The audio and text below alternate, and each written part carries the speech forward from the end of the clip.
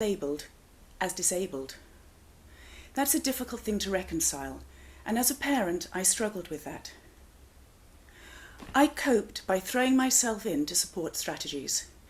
We'd followed the support which was recommended by the school, and I didn't stop for one moment to consider whether that strategy was the right one for my son.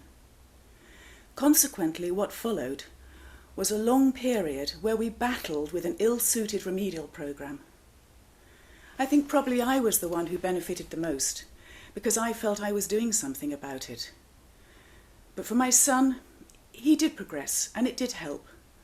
But it was blood, sweat and tears every step of the way. What I wish was that somebody at that point had said to me, "Wait a moment, look around, see what options are available to you." And that is my message to you today. If your child has just been diagnosed, take a moment. Look around. Consider for yourself what it is that needs to be done. Do research, and above all, trust your own instincts. Start by talking to your child's teachers. Find out how your child has responded to the reading and teaching strategies they're using at school. It may well be that they are responding very well, and you already have a clear path to follow. But if your child is 8 or 9 and is still struggling to read and is not responding to the strategies that they are using, then look around. Try and find something perhaps that has a different focus. It may seem a daunting task, and what you need to do is start with clear goals. And as importantly, your child needs to have clear goals, so talk to him. Be clear what it is that you're going to be doing. Find out what he wants, what he feels he needs to achieve, and make sure that he is ready to take responsibility for his learning. It's also very important to understand his thinking style.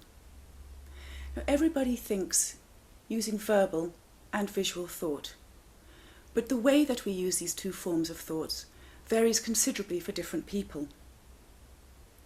The dyslexic thinking style is predominantly visual. It's this unique characteristic that will give your child his quicksilver thought processors and the ability to see things from an unusual point of view. This will also explain why your child could be stumbling over the small abstract words on the page. Have you ever noticed that he is able to read a word like Tyrannosaurus, because that one's easy to picture, but for some reason he stumbles over the small words like if and but and any, because these abstract words are very hard to visualize. Try it yourself. Imagine that you read the sentence, "The horse jumped over the gate."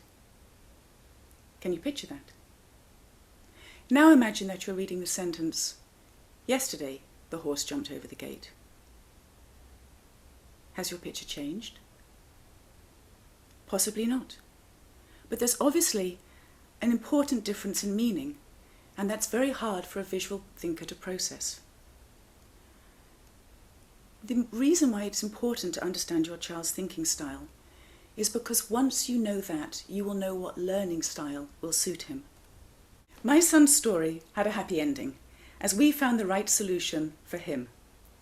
I was lucky enough to meet somebody who told me about a dyslexia correction program, and what she told me resonated so strongly that it was for us obviously the right route to follow.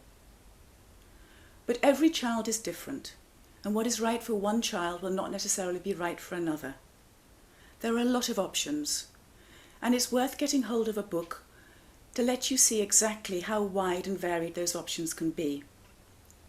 When Your Child Has Dyslexia by Abigail Marshall has a very good overview of the options available. So use your knowledge of your child, how he thinks, his strengths and weaknesses, and combine that with the specialist and expert advice that is available to you. And decide what it is that will best suit him. I'm not suggesting that it's easy, and there's no silver bullet. But if you find the right approach for your child, he will fly.